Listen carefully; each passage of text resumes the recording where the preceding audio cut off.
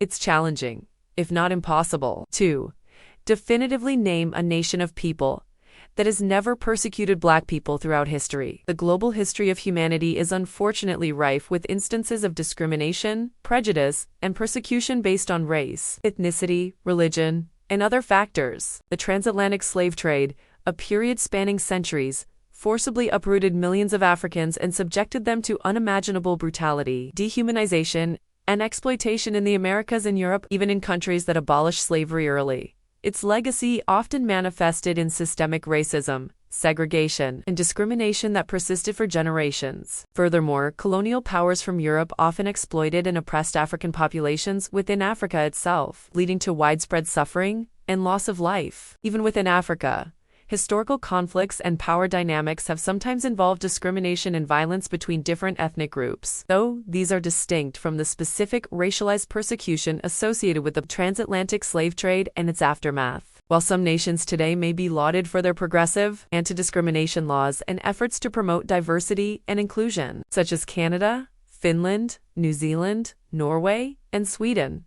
which often rank high in indices for racial equality, it's important to acknowledge that even these countries have historical periods or ongoing challenges with racial bias and discrimination, including against Black people. For example, Canada has a history of slavery and anti-Black racism. The idea of a nation completely free from any historical or contemporary form of racial persecution, particularly against a group as globally dispersed and historically impacted as Black people, is likely an idealized concept rather than a historical reality. Understanding this complex history is crucial for recognizing the ongoing work needed to combat racism and achieve true equity worldwide.